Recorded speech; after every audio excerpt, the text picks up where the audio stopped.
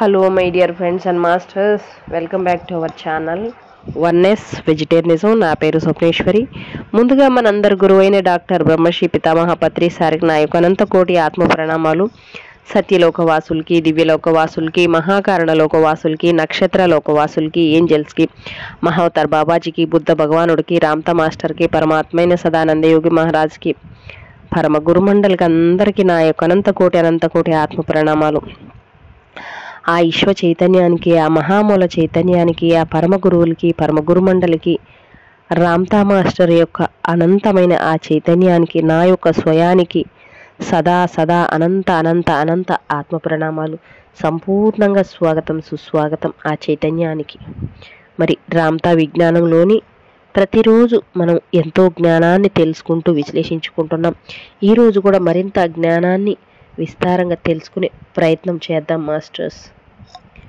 మరి లేట్ లేకుండా రామ్తా విజ్ఞానాన్ని చూద్దాం, తెలుసుకుందాం, విందాం, నేర్చుకుందాం.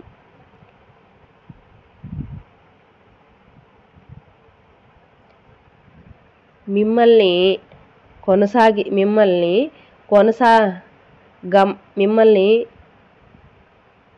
కొనసాగిస్తున్నది మీరు శాశ్వతులే అని, తన నుంచి ఎప్పటికీ మీరు విడిపోలేరని ఆ దైవానికి తెలుసు.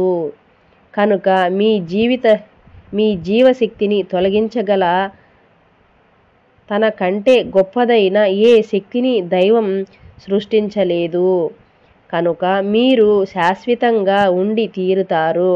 ఇక్కడి మీ జీవితం ముగియగానే మరొకటి వెంటనే ఆరంభమవుతుంది. మీ ఇష్టం వచ్చినట్లు దాన్ని సృష్టించుకునే స్వేచ్ఛతో ఇప్పటి జీవితాన్ని, మరి రాబోయే జీవితాలన్నిటినీ మీ స్వేచ్ఛ సంకల్పాలతోనే మీరు జీవిస్తారు. ఆ స్వేచ్ఛను మీకు పరికల్పిస్తున్నది, మిమ్మల్ని అమితంగా ప్రేమిస్తున్నది ఆ దైవమే. సర్వ ప్రేమికుడు అయిన ఆ జగత్పితయే. పరిపూర్ణ స్వేచ్ఛ జీవులు మీరు. ఆ స్వేచ్ఛ మీకు ఎలా ప్రాప్తించింది? సంకల్పశక్తి ప్రేమ తత్వాల వల్లనే. Okay, thank you. ప్రేమ అనంతం అనే చాప్టర్ అయిపోయింది. ఇప్పుడు అనన్యం సత్యం అనే చాప్టర్లోకి వచ్చాము. సత్యం అంటే మిగిలినదంతా శూన్యమే అని. సత్యమే అంటే మిగిలినదంతా శూన్యమే అని. మిగిలినదంతా శూన్యమే అంటే ఉన్నది సత్యమే అని. వావ్ మాస్టర్, నా బ్రతుకంతా ఒకానొక్క మతంలోంచి మరొక్క మతంలోకి మారుతూ ఉండడానికే సరిపోతున్నట్లు నాకు అనిపిస్తుంది. కొంతకాలం మంచి ఓ గురువు దగ్గర నుంచి మరో గురువు దగ్గరకు జీవితాన్ని గురించి, దైవాన్ని గురించి తెలుసుకోవడం కోసమే తెలుసుకోవడం కోసమే కాళ్ళు అరిగేలా తిరుగుతున్నాను. అంతా గందరగోళంగా ఉంటుంది. ఒకనొక్కరు ఒక్కొక్క మాట చెబుతున్నారు. వాటిల్లో చాలా విషయాలు ఒకే విధంగా ఉన్న విభిన్నమైన విషయాలనే బోధిస్తున్నారు. అందరి బోధనలు మిగిలిన వాటికి పూర్తిగా వ్యతిరేకంగానే ఉంటున్నాయి కూడా. మాట వరుసకు తప్ప ఒప్పులు అంటూ ఏవీ లేవని ఎలా ఉన్నా మనల్ని దైవం ప్రేమిస్తూనే ఉంటుంది అని మీరు అంటున్నారు కదా. ఓ విధంగా చూస్తే, ఇంకొక తీసుకుందాం పేజు. ఆ విధంగా చూస్తే మాట ఎంత అర్థవంతమైనదిగా నాకు అనిపిస్తుంది. అయినా ఇతరుల బోధనలకు అది విభిన్నంగానే ఉంటుంది. మీ మాటలు ఒక్కసారి మరి ఎక్కడికో వెళ్ళిపోతున్నట్లు ఉంటాయి. నా చిన్నప్పటి నుంచి ఇప్పటి దాకా నాకు నేర్పించబడిన విషయాల కన్నా అవి ఎంతో భిన్నంగా ఉంటున్నాయి కూడా. నాకు అంత అగమ్య గోచరంగా తికమకగా ఉంటుంది. దేన్ని నమ్మాలో నాకు తెలియడం లేదు. ఏది సత్యమో నేను ఎలా తెలుసుకోవాలి? సత్యం అంటే ఏమిటి? రామ్తా మాస్టర్: ముందుగా ఇది చెప్పండి మాస్టర్, మరి ఎక్కడికో అనే మాట అంటున్నారు. మీరు ఎందుకు అంటున్నారు ఆ మాటను మాస్టర్? మీ మాటలను విశ్వసించాలన్నా, మీ మాటలను అర్థం చేసుకోవాలన్నా ఎంతో సుదీర్ఘంగా ఆలోచించవలసి వస్తుంది కనుక. రామ్తా మాస్టర్: అనంత తత్వము, శాశ్వతత్వము అనే మాటలు మరి ఎక్కడికో నిన్ను తీసుకువెళ్ళిపోతుందటావా అంటావా మాస్టర్? నాకు అలాగే అనిపిస్తుంది రామ్తా మాస్టర్. మరి నా మాటలు మరి ఎక్కడికో తీసుకువెళ్ళేలాగే ఉంటాయి. అంత దూరాలకు అవి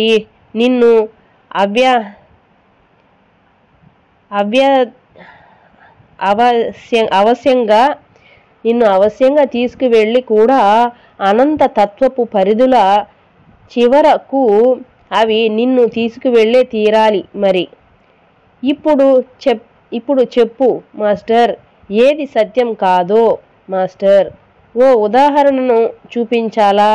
ఊహ, కల్పన, వాస్తవంతో ఏ వాంఛన లేని విషయాలే కదా ఇవి. రామ్తా మాస్టర్: అవునా? ఊహలు, కల్పనలు అంటే ఏమిటి మాస్టర్? మీ మనసులో రేగుతున్న ఊరించే ఆలోచనలు, స్వాభిరుచులతో ఆలోచనలు మలచి మీరే తయారు చేసుకుంటున్న విషయాలు. రామ్తా మాస్టర్: ఆ ఆలోచనలు మీలో సాగుతున్నప్పుడు నిజం కావా అవి? మీ చేతనంలో వాస్తవాలు కావాలి అవి. మీ ఆలోచనలో సత్యాలు కావాలి అవి.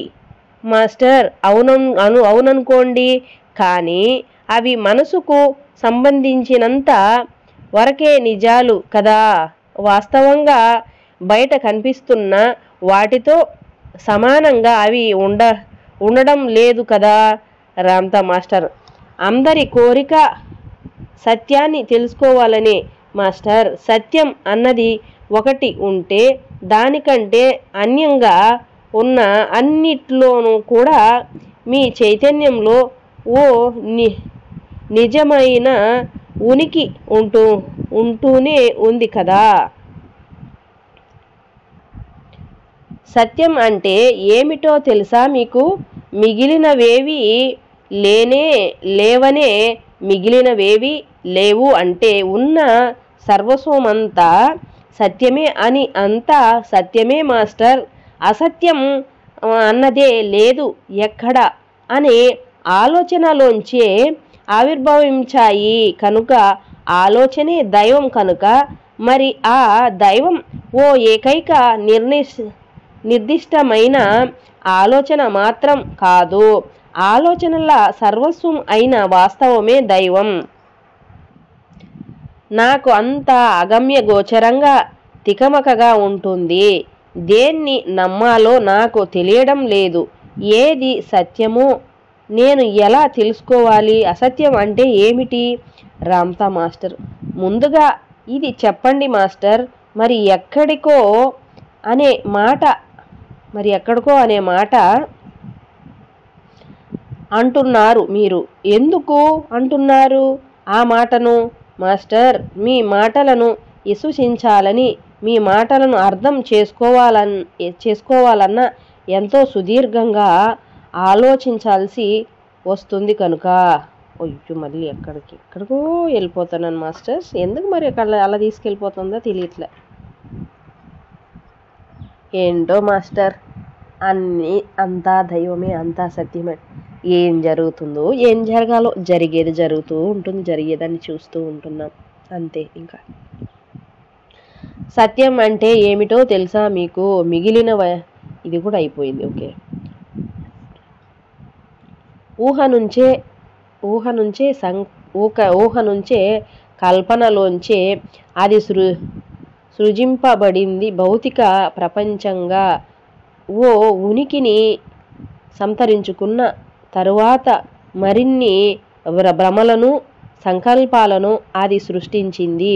అవి రెండు పరస్పర భ్రమలకు స్వయంగా సృష్టికర్తలే. అవి రెండు నిజంగా వాస్తవాలే. ఆలోచనల్లో కల్పించబడుతున్నవన్నీ మీ చేతనత్వంలో ఓ ఉనికితో ఉంటున్నవని భౌతిక వాస్తవాలుగా సంభవించకపోయినా సరే సత్యాలే మాస్టర్. అవి ఎంతో వికృతంగా ఉంటున్నా కూడానా మాస్టర్? రామ్తా మాస్టర్: అవును మాస్టర్. ఆ వికృతాలన్నిటినీ ఎంచి పరిగణిస్తున్నది మీ వ్యక్తిత్వ స్వభావ ధోరణులే కదా. మీ మానసంలో స్వాభిరుచితో సాగుతున్న ఆలోచనల్ని సత్యాలే.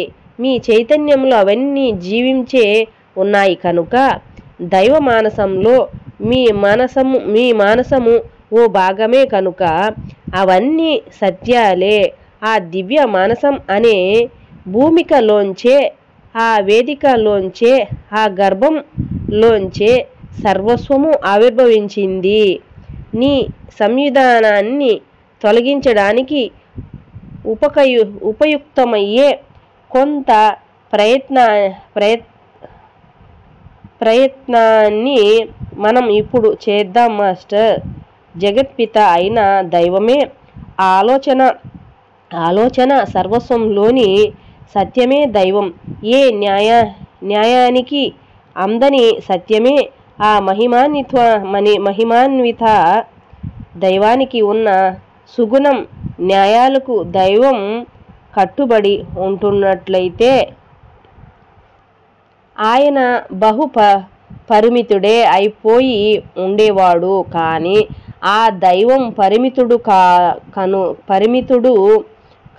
అపరిమితుడు కనుక అన్ని అభిప్రాయాలను తన నిజ సత్యంలోకి, అనంత ఆలోచన పర్యవ్యాప్తంలోకి సదా స్వీకరిస్తూనే ఉంటాడు.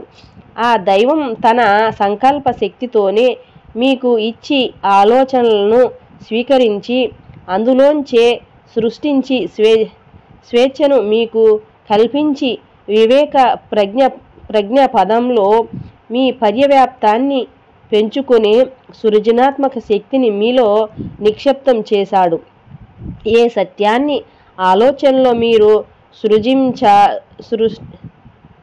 సృజించిన ఆ ప్రకారంగానే ఆ దైవం ఆ జీవితం సాక్షాత్కరించి మీ అనుభవ అవగాహనలతో మీ సత్య వీక్షణాన్ని మీరే చేయగలిగే వీలును, ఆ ఆలోచన పరిధిని అర్థం చేసుకునే అవకాశాన్ని, ఆ దివ్యత్వం అనబడుతున్న దాన్ని మీకు అందిస్తున్నాడు. ఓ వ్యక్తి ఏ విధంగా సత్యాన్ని అర్థం చేసుకుంటున్నాడో అంతంత మాత్రంగానే ఆ సత్యం ఉంటుంది. సృజనాత్మకమైన ఆలోచనలో నిశ్చితంగా ఏర్పడిన ఓ అభిప్రాయమే, ఓ వైఖరే, ఓ నమ్మకమే సత్యం అయిన ఓ విషయాన్ని గురించి ప్రతి ఒక్కరి అభిప్రాయము విభిన్నంగానే ఉండి తీరుతుంది. కొందరి అభిప్రాయాన్ని తమకు మాత్రమే ప్రత్యేకమైన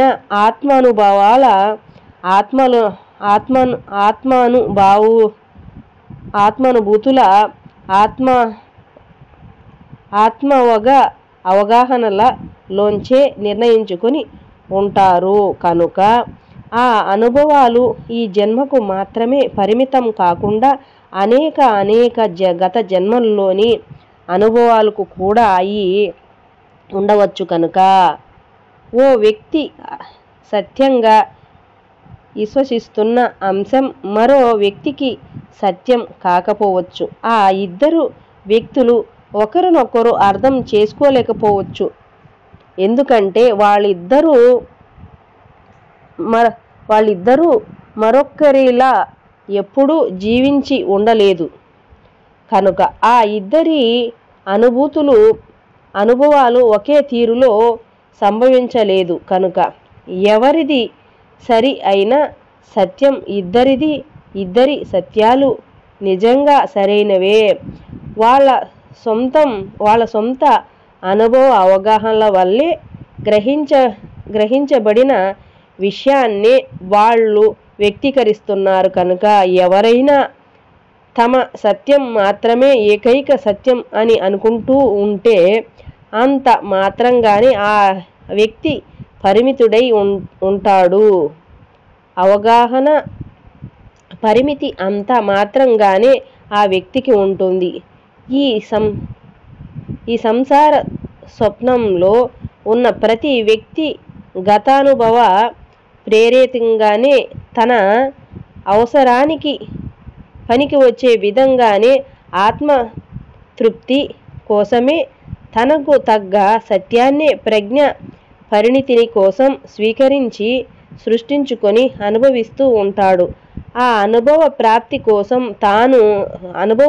కోసం తాము నమ్మాలనుకుంటున్న సత్యాన్ని బలపరిచే రుజువుల కోసమే ప్రతి ఒక్కరూ వెతుకుతూ ఉంటారు. ఈ విధంగా ఈ భూమి మీద ఇప్పుడు ఎంతమంది దేవుళ్ళు ఉన్నారో అని విభిన్న ప్రత్యేక సత్యాలు కూడా ఉండి తీరుతాయి. ప్రతి ఒక్కరికి ఈ ఇచ్ఛాశక్తి ఓ సృష్టించే హక్కు విభిన్నంగా సత్యాన్ని కల్పించే ఓ అవసరము ఉంటున్నాయి. కనుక సత్యాన్ని గురించి గ్రంథస్థమై ఉన్న మీరు చదువుకొని నేర్చుకుంటున్నదంతా ఓ గురుముఖంగా విని నేర్చుకుంటున్నదంతా కేవలం అర్థం చేసుకోబడిన సత్యం మాత్రమే. దాన్ని ఎలా చూశాడో, ఎలా నేర్చుకున్నాడో, ఎలా సృష్టించుకున్నాడో, ఎలా అనుభవిస్తున్నాడో అంత మాత్రపు జ్ఞానం మాత్రమే. ఇలా ఓ 10 మంది గురువులతో అధ్యయనాన్ని కలిసి చేసి మీకు నిజంగానే ఓ మహాగందరగోళం పరిస్థితి, తికమక స్థితి, ఎంతకు ఓ కొలికిరాని అయోమయ అస్పష్టత సందిగ్ధం స్థితే కలిగి తీరుతుంది.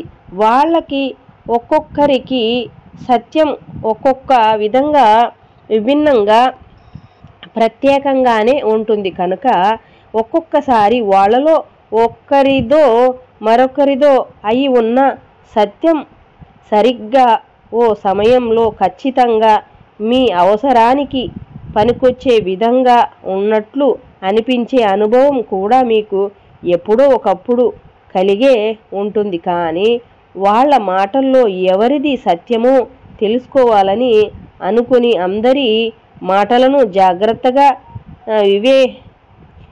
వివేచించి చూస్తే అందరూ మాట్లాడుతున్నది సత్యమేనన్న విషయం మీకు అర్థమయ్యి తీరుతుంది. మీరు నిశ్చయించుకోవలసింది దేన్నంటే ఏ అసత్య స్థాయి స్థితిని మీరు పొందాలన్న దానిని, ఏ సత్యాన్ని మీరు స్వీకరిస్తున్నారో అదే మీ జీవితంలో అనుభవానికి వస్తుంది. మీ భూతలం మీద గొప్ప గురువులు ఎందరో ఉన్నారు మాస్టర్. ఎన్నో అద్భుతాలను వింతలను సృష్టించగలిగిన మాంత్రికులు వాళ్ళు. అయినా ఇప్పటికీ వాళ్ళు మృత్యువును నమ్ముతూనే ఉన్నారు. ఆ విధంగానే వాళ్ళు మరణిస్తున్నారు. జీవిత ధ్యేయంలో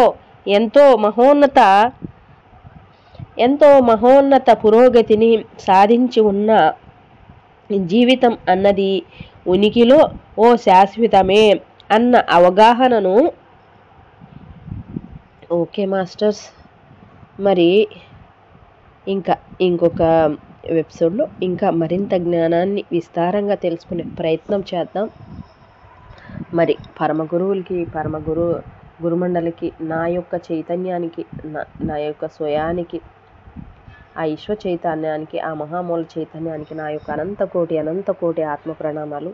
thank you so much masters. మరొక ఎపిసోడ్లో మరింత జ్ఞానాన్ని తెలుసుకుందాం. Thank you.